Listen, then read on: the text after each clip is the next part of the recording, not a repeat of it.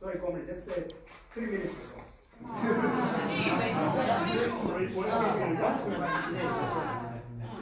think I'm going to be kind and request your powers. I know.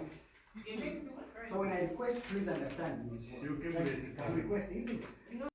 You just understand it.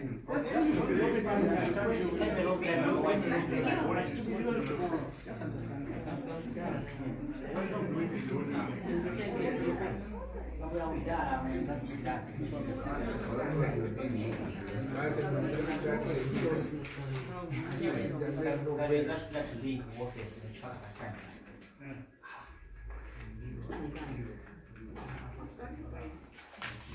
The process is the same. The future is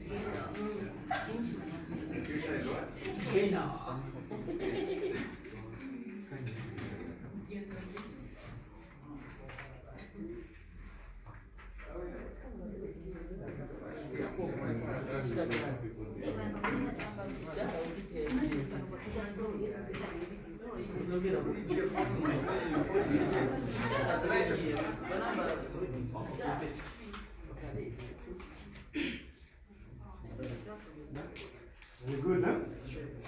Okay, good.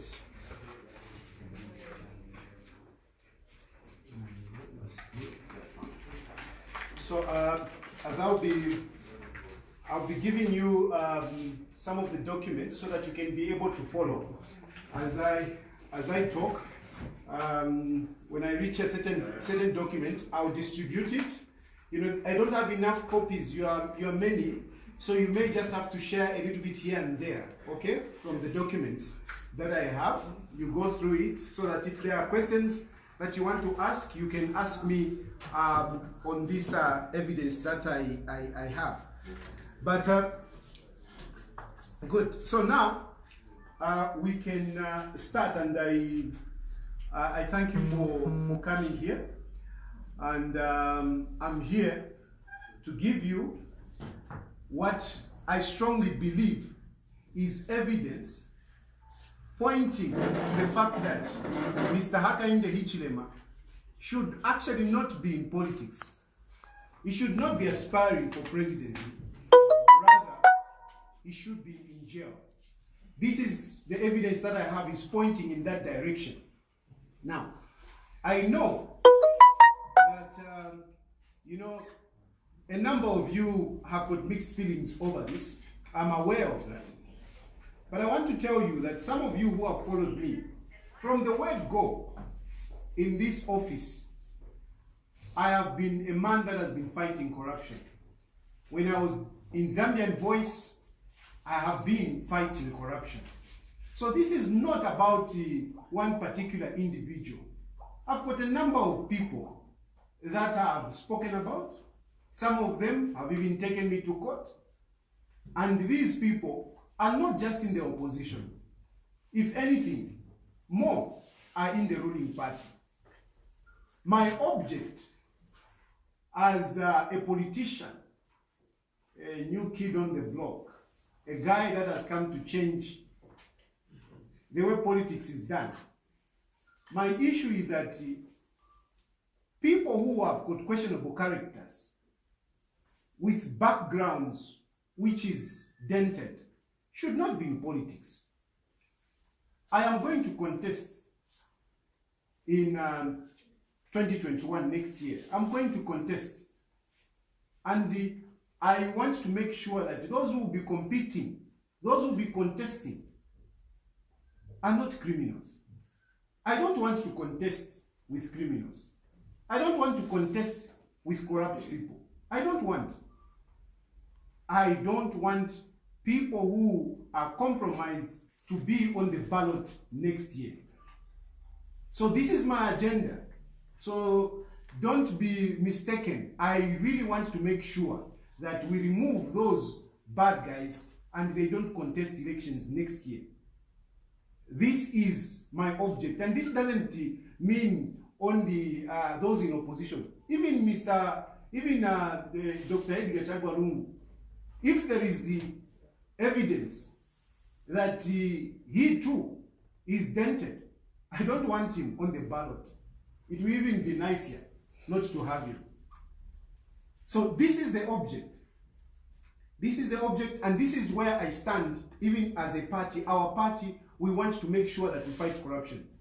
Look, Zambians, there is no way we are going to have progressive and meaningful change if we will keep on having bad leadership, if we keep on having people who are corrupt. I know a lot of you are frustrated with the President Edgar Lungu and his government, and you want change. But that change shouldn't be to bring in wrong people again. How are we going to have change? We keep on repeating the same people. Today he's in the ruling party, you are saying he's corrupt, and so on and so forth. The following day, he jumps out of the ruling party, he's attacking the ruling party. You say he's a good leader. How? How? These are the same people. Some of you in here, when I started the issue of Vakambwili, right in this boardroom, some of you were saying, no, what, Kambwili, what? But you are forgetting that Vakambwili was in the ruling party. And the cases that I brought, that I took to court, were not when Vakambwili was in opposition. It was when Vakambwili was in the ruling party. And today Vakambwili is a convict. And yet you are saying, no, this is the Messiah. How? How, Mwiwantu? How are we going to change this country if we are going to have this mentality? Some of you say, no, you favor Edgar Lungu. Believe you me, I am telling you, I swear upon my living God. If Edgar Lungu, if you have evidence against Edgar Lungu, I will come and sit on this chair in this office and say it as it is. I will not spare him. I will not let my conscience be betrayed just because he's in office, if indeed there is corruption. The problem that we have is that we usually run with, innuendos, speculations. That's what we run with. If there is evidence of President Edgar Lungu being involved in wrong things, for me, I would definitely go for him. At the moment, I don't have tangible evidence to say President Edgar Lungu is corrupt. I don't have it. And I'm saying, if you have something, please bring it. But it has to be good evidence, like the evidence I have here. It has to be good evidence.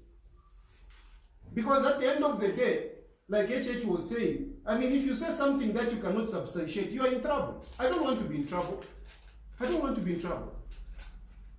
Yes, I have issues with President Edgar Lungu in terms of fighting corruption. He approaches corruption with kid gloves. And I have a problem there. I have a problem there. There are a number of ministers that I'll tell you, and these are in PF ministers today. Because you like to say, no, you only attack the opposition. But some of the names I've mentioned before, they are in government. They are ministers. And I've had issues with them. And my writing is on social media. That's why I write on social media, because I want, even when I'm long gone, people will be able to go to my page and say, this is what he said. So for me, I am very balanced in approaching corruption issues. When I'm talking about Mr. Hakainde Hichilema, it is out of the evidence that I have. As far as I'm concerned, Mr. Hakainde Hichilema should not, and I repeat, should not be aspiring for presidency. I think he should be in jail. And why do I say that? I say this out of the evidence that I have. Because I've met people, I've spoken to people, alive, flesh and blood people, not at ghosts. They have come to complain how Mr. Hakainde Hichilema got them out of their houses, how Mr. Hakainde Hichilema kicked them out of their employments, how Mr. Hakainde Hichilema has not paid them as people who used to work here for some of the companies that were privatized. At the moment, I can give you one example because I'm saying I want to talk with evidence. I'll give you one example. I've got a number of cases that I've been looking at, but today I'm just going to give you some of the issues that I'm going to the Anti-Corruption Commission, to the police, and make sure that Mr. Hakainde Hichilema is prosecuted. In my course of going around checking for this evidence, it has come to my attention that Mr. Hakainde Hichilema has 2 NRCs. This is what I've obtained, and I'm giving it to the police to investigate. There is an NRC, and take note of the NRC. I want to mention these NRCs. The NRC, there is one which is 26 17 86 stroke 72 1, and another one 12 88 73 stroke 72 stroke 1. These NRCs are all pointing to Mr. Hakainde Hichilema. I am a whistleblower in this instance, and I want the police to investigate. I want the police to investigate. Me, in my investigations, as I was going around looking for this, looking for that, going to the Ministry of Lands, going to Zambia Development Agency and other, I've come out that there are these 2 institutions, and I'm confused. I'm confused. Go to UNZA, the names are also not appearing. So, as far as I'm concerned, I'm wondering, who is Mr. Hakainde Hichilema? I am lost on his identity. UNZA, if you go there, you will see different names from the names that we know him in the political circles. NRCs, I'm seeing 2 NRCs. 2 NRCs, and some of these, both NRCs are attached to some properties. This is how I came to find out. Because you do a search, Hakainde Hichilema, I had so many names attached to certain properties, but the NRCs are differing. So I'm confused. What's going on? Who is who here? Who is Mr. Hakainde Hichilema? And for me, this is a point of investigation. I want the police to investigate on the identity of Mr. Hakainde Hichilema. To my fellow Zambians, just on that issue of identity, I don't know what you think, but if you have a person that cannot clearly identify himself, how can you trust such a person? Just there, if you have a person that cannot clearly identify himself, what are we talking about? He was Hakainde Sami Hichilema at UNZA. When did he drop the Sami name? What is going on? What about these 2 NRCs I'm finding out? What's going on? I am taking this to the police, and I believe I am not mad. I am not foolish. This is a very genuine case. Mr. Hakainde Hichilema wants to occupy that big position, to be citizen number 1. Now, if you want to be citizen number 1 and we cannot identify you, how can that be? I don't hate Mr. Hakainde Hichilema. These are facts. These are facts. I've given you the NRC numbers. Go and check them. You will find that they are got the same name. Same, everything. It's pointing to Mr. Hakainde Hichilema. What's going on? I want to know. Go to UNZA. You'll find that, if you check his computer number, the names are different. Anyway, moving on. Let me come to privatization. I have said that there are people who were deprived of their properties, who have not been paid, who were kicked out of employment in the name of privatization. Ladies and gentlemen, I am not joking. I am not being malicious. I have spoken to these people. I have seen how they are suffering.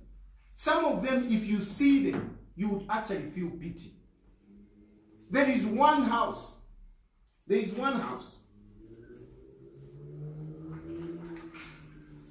There is one house, plot number You take note of this. There is one house, plot number 77 stroke A stroke 609 on Polar Avenue in Cheston, Lusaka. This house used to belong to Zimco. It used to belong to Zimco, and the occupant of that house, the tenant, the sitting tenant, at the time they were privatizing Zimco, was Mr. S. Jerry. This Mr. S. Jerry, and just before I go on, I want to show you, I've got a list. This is a list of houses which were sold by Zimco. I'll distribute this this document. I'll distribute this document. Here there are names, not just the person that I'm talking about, but all the names, all the houses which were sold. Okay, and this particular person I'm talking about is actually on page 2, number 58. Number 58. You will see the house number that I've mentioned here, 77 stroke A stroke 609, Polar Avenue, Cheston. And it was offered to Mr. S. Jerry as a sitting tenant, as a former worker of Zimco, at so this, I'll put it there. This is out. You will look through it. It's real. And for those people, I want also to make an appeal that for those who are on this list, this list I will post it even on my page. I know there are some people who were treated in the same way like Mr. S. Jerry. I want them to come forward because they are my witnesses. They are my witnesses.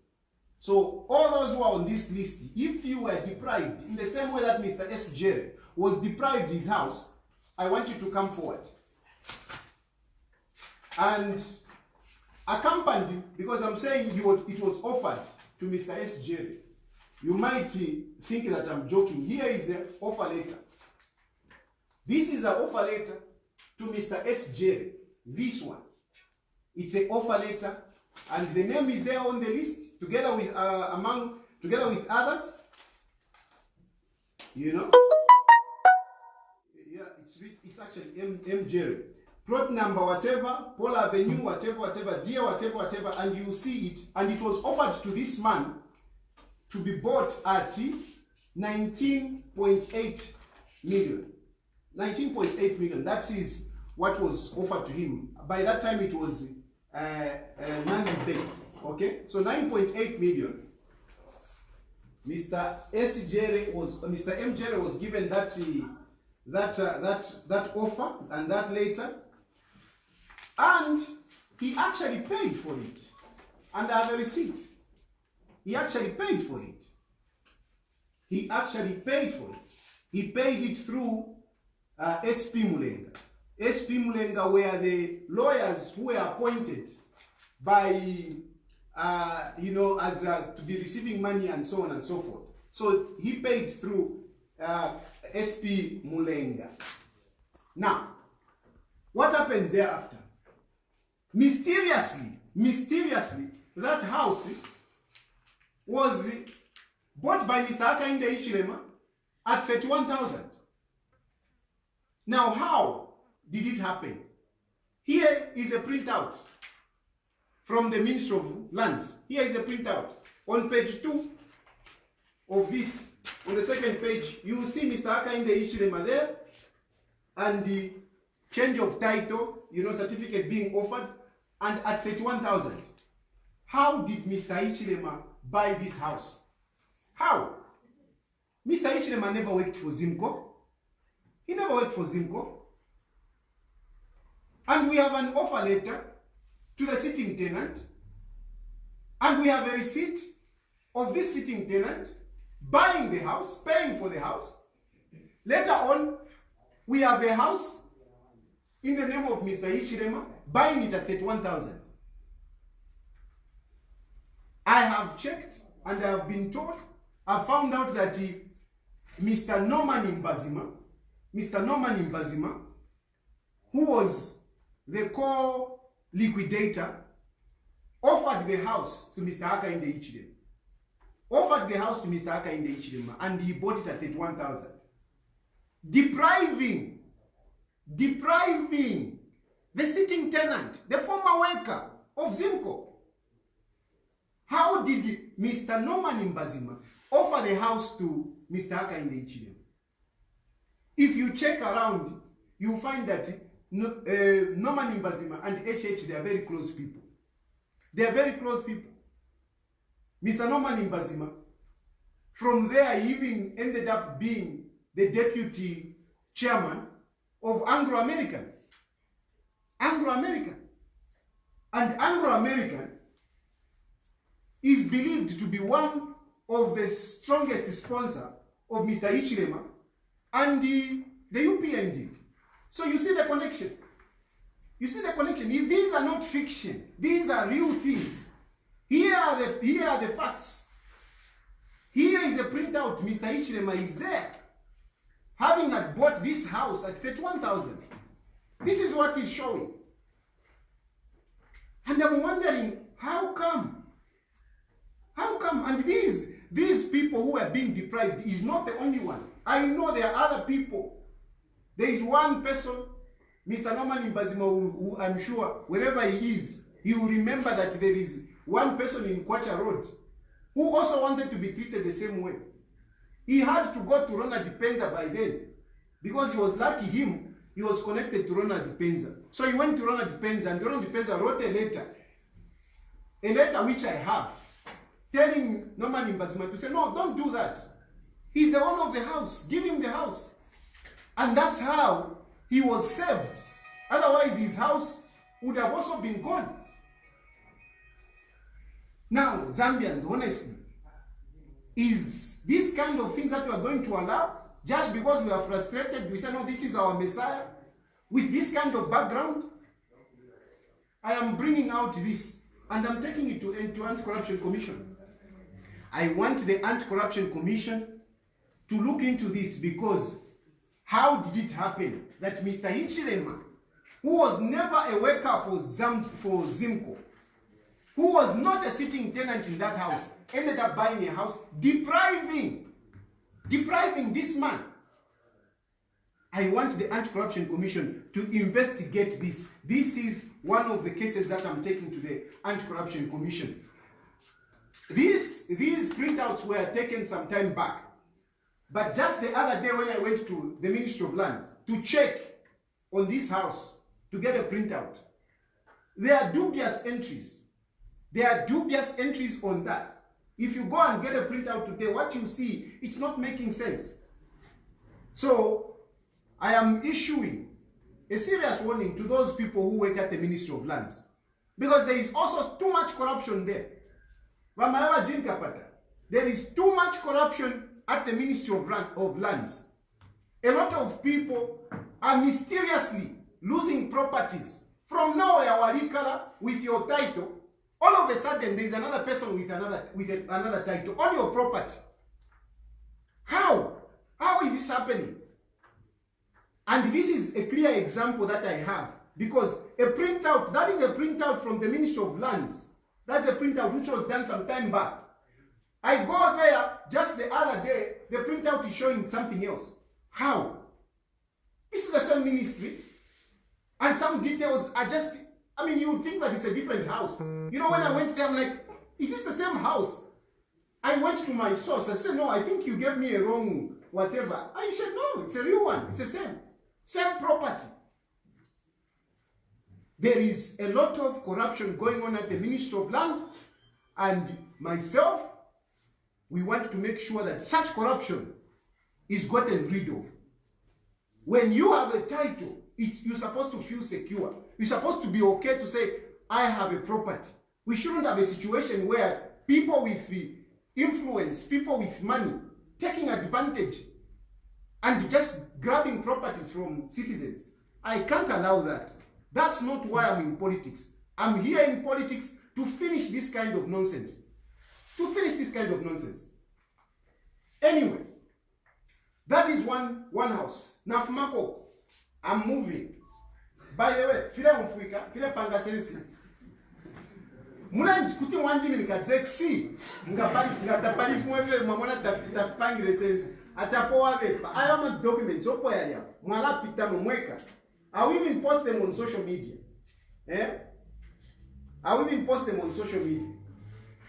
Let me move to another property. There is another property. Farm number 1924. Farm number 1924, which is in Kalomo, Southern Province. This property belongs to the late Samson Siatembo. This property, farm number 1924, belongs to the late Samson Siatembo, and it is in Kalomo. What is the issue on this property? This property was mortgaged to Lima Bank. It was mortgaged to Lima Bank around the 1989. It was on mortgage to Lima Bank. When Lima Bank was being liquidated, and you remember who were the liquidators, it was Grant Thornton. It was Grant Thornton. So when Lima Bank was being privatized, this property was still under mortgage under Lima Bank. Today, as we speak, this property is owned by Mr. Hakainde Hichilema. I want to show you, this is the mortgage, because in Sri Lanka, tema evidence on the corridors of the court.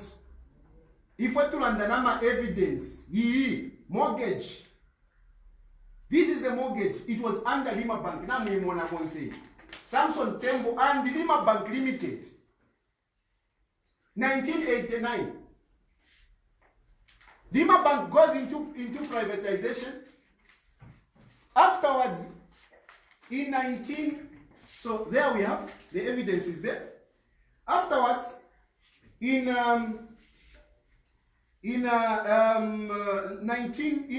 2004, this property changed into Mr. Hakainde Hichilema.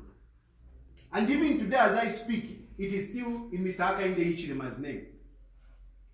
If you check, I checked on some of the documents as far as I could go to check if Mr. Hakainde Hichilema declared interest. There is nothing. There is nothing. And this time around, when Mr. Hakainde Hichilema was changing the property, conveying this property into his name, he was actually the managing partner of Grant Thornton. How did Mr. Hakainde Hichilema, how did he acquire this property when he was a liquidator? I'm not giving the details, I have all the details. But I want him to respond. Because he's saying, no, I never took advantage. I want him to respond. You are right. I am asking, if farm number 1924 in Kalomo, how did you acquire it when it was mortgaged to Lima Bank, which you were privatizing, which you were liquidating?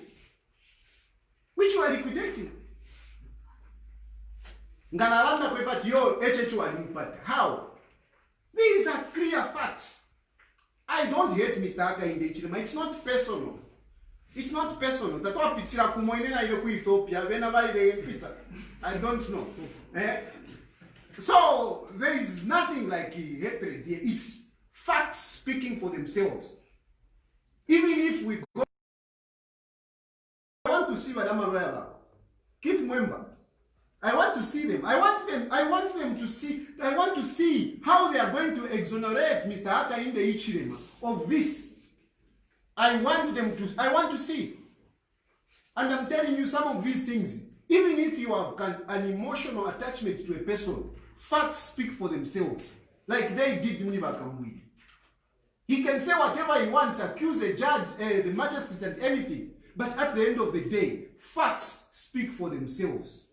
There is a maxim, whatever, but let me not go there. But facts speak for themselves, and here, facts are speaking for themselves. Facts are speaking for themselves. There is now, I'm giving you, this is the document which shows now that Mr. Hichilema is the owner. That is the transfer. I'm putting it there.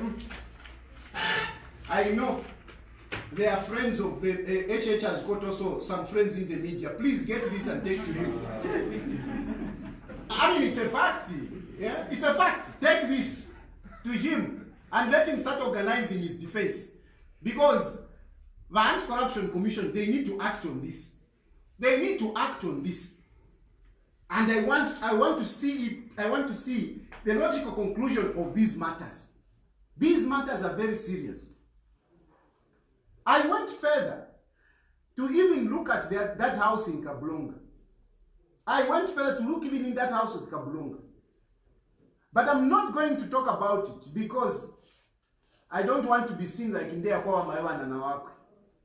I'll leave it for now, but I will present it before the Anti-Corruption Commission. So Mamdala HH, when you are going, when you are summoned, because they have to summon you. Otherwise, I'm going to place mandamas on the Anti-Corruption Commission. If the Anti-Corruption Commission, they don't act on this one, I'm going to place mandamas on them so that they can make sure they call HH. Chilufya Covert, no, he's the largest opposition leader, no, whatever. A crime is a crime. A crime is a crime. Corruption is corruption. It doesn't matter who commits it. No matter how big you are, no matter how popular you are, no matter how much money you have, we have got only one law. And me, I operate on the fact that we are all equal before the law. We are all equal before the law. So Mamdala wa HH, don't kumbola kamubili finangu kache peshan. The fact is, we are all equal before the law. But GBM wali no mubili. But we are all equal before the law. So HH, if HH has committed crimes, me, I don't want to hear the issue to say, no, he's the biggest opposition, we can't touch him. Poor people are being arrested for stealing chicken. In Salamu Ikatomuntu, he goes and picks a chicken from the neighbors. He's arrested and he's sent to jail. Why do we want to make excuses for the rich people? Why do you want to make excuses for Kambwili? Your heart is whatever. Even, how many people are being jailed every day? Why should I have a heart for Kambwili? Why? We are all equal before the law. And especially, if you are in leadership, you are even supposed to be more responsible than the ordinary citizens. So if anything, the citizens should demand more responsibility on the leaders than on the poor. But we are fond of excusing the rich and busy pointing fingers at each other, condemning each other, judging each other. No. HH must go to court and let the court judge him. Let the court judge him. I want to make sure, I want HH. So those who like to insult, those who like to say whatever it is, I don't care. You can call me whatever you want. You can say whatever you want. It's okay. It's okay. What I want is to make sure that only the right people, only good people are on the ballot. I don't care that Kwashala Pufa na Shon Tembo. So that I think I'm Ropole. Can get on State House. I don't care. That's just what it is. I have also taken interest in the Sun Hotel. I have also looked at it. Then last week, I was busy when I couldn't fly to Ethiopia. The same money because I wanted to go to Ethiopia. Now, because of the war, I couldn't go. So that money I wanted to use it to go to Mauritius, to go and check on Mosotunya, because Mosotunya, it is saying that the owners of that hotel are in Mauritius. Because from where I stand, I think that that company is just a fictitious company. That Mosotunya belongs to HH, and he is hiding through these companies which are created in safe havens. Unfortunately, I couldn't go because when I tried to check on the flights and everything, it's difficult to fly into Mauritius because of COVID. But I'm still looking around. I want to make sure that I go and get one piece of evidence out there so that it also becomes part of the indictments of Mr. Hakainde Hichilema. It's the evidence that I'm looking at. And even yourselves, if you are objective, you will see that indeed there is something wrong here. I'm sure you would also want to know about these two NRCs. I'm sure you want to know. Who do they belong to? What's going on? I'm sure you want to know. How come he changed his names? I'm sure you want to know. I'm sure you would also not want to be deprived of a house like Mr. MJ. I'm sure you wouldn't want that. These people are suffering. What about this farm? How is it that Mr. Hichilema is owning this farm, which was under Lima Bank, which was privatizing? How? I'm sure these are genuine questions that we should ask Mr. Hichilema. In all fairness, we should ask him. And if he can even be cleared by the courts, even better. Even better. So me, Mr. Hichilema, you should actually thank me. You should be happy with me that I'm taking him to court. Because if he's innocent, the courts will exonerate him. He shouldn't even be threatening me. Why is he threatening me? Stop threatening me, Mamdara. Take me as somebody who is helping you to clean you. To clean you, if you are indeed clean. But if you are dirty, you don't belong in politics. You belong to jail. That's what it is. That's what it is. That company, Sun Hotel, we need to be clear what's going on there. We need to be clear. Mr. Hakainde Hichilema, bafwile basamba mumenshi ayakweba yadaya achani the Holy Spirit ifile yabasamfia before he comes to do politics. At the moment, in my opinion, the man, no, inshallah, then in Japan too. I would have used my whatever, but I want to respect, I want to be media friendly. But surely the man is not clean. As far as I'm concerned, he's not clean. And I'm not going to sit back. So please, I'm insisting, Zambians, we don't come and start saying, no, this is a ploy for HH not to stand. What? Edgar Lungu is just a suspect as Hakainde Hichilema in my eyes. If I catch him, if I can catch Edgar Lungu on something, I will even be happy because it will make my job easier. And if you say you are eliminating your friends so that you can become president, yes, I'm eliminating them based on their deeds. Based on their deeds. It's okay. It is allowed. It is like when you want to run and somebody, now with my drugs, would you allow to compete with that person? No. This is the situation. Bad enough my drugs. I mean, bad enough my drugs. I mean, HH. If I would push her fast, if I try to print my t-shirts, when I'm t-shirts, they are far because of the money that they have acquired. I don't want that. Never to bring that at the same level. I'm leveling the playing field. This is basically what I'm doing. So, and you know, others who come up to say, no, it's political, whatever. No, it's because of Bill 10. I mean, come on. Me, Bill 10, I am happy with it because Bill 10 gives me an opportunity to petition my HH. If I can find him guilty on one of these, with the Article 52, I'll manage to put an injunction against him. And I intend to do it until all these issues are cleared. Mr. HH will not stand I will not allow Mr. HH to stand. I will make sure I put an injunction until all these matters are cleared. So the better these cases, the earlier they are cleared, the better. Because I am going to put an injunction. As long as these cases are still lingering, I will petition. If these cases are not concluded, I will petition to make sure that Mr. Hakainde Hichilema doesn't stand. Vasangwa, he can also go in with eligibility. And at the end of the day, we shall see how things will fall out. I think I've made my point for now. Like I've said, it's not only this which I have a few others that I'm looking at, but for now, I wanted to give you this. And just one case of this. One case of this. Ngayapita. Nishpafita. Any questions? Ngatamumfuile, mwipushe.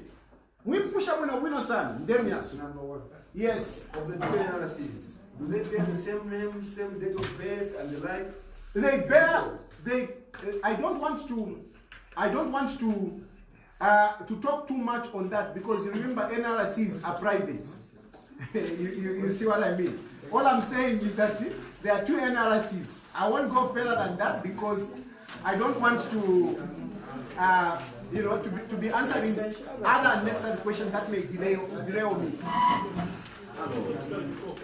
Hey guys, wait. Let's wait. Let's wait for the questions. I will post this even on social media. You will see them. Yes. So I want to answer the question so that you may have to know. We couldn't ask one. Yes, I'm Mr. Tayali. Yes. I'm Tayali. Yes. Why? My question is, you've taken an approach, and a very active approach in terms of fighting for corruption, as you have said it. But you are dealing with issues that happened years ago. My question is, are we seeing you taking the very energetic approach in dealing with the issues of recent corruption, such as the 42 fire tenders, the ambulances, and the recent one, the COVID-19 funds, which have been misappropriated? Are you going to approach these issues of corruption with the same vigor that you are?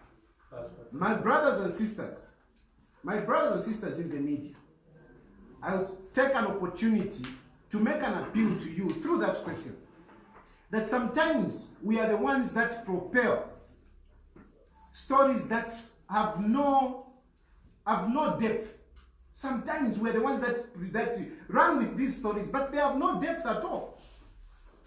They have no depth at all. For example, there is that interlocutory judgment that came out, and the media were covering it to say Nawapi has been ordered to pay. Really? An interlocutory judgment, and you were busy writing Nawapi has been ordered to pay. Now, the issues that you have spoken about the 42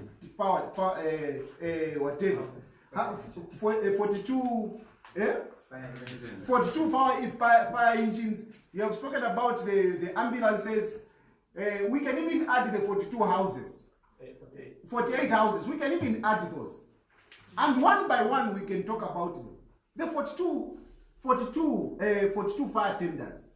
What evidence do we have? What evidence do we have that Chilufya can run with to say, what evidence do I have? What? Where am I going to start from? Tell me. Yes, the price is high. Yes, the price is high. But when you go and peruse through the tenders, I mean, even those that competed with these, they are not willing to come forward. What do you do with it? What do you do with it? Because as I've been on that case, by the way. We even went to NRC, to Anti-Corruption Commission, myself, before the story came out.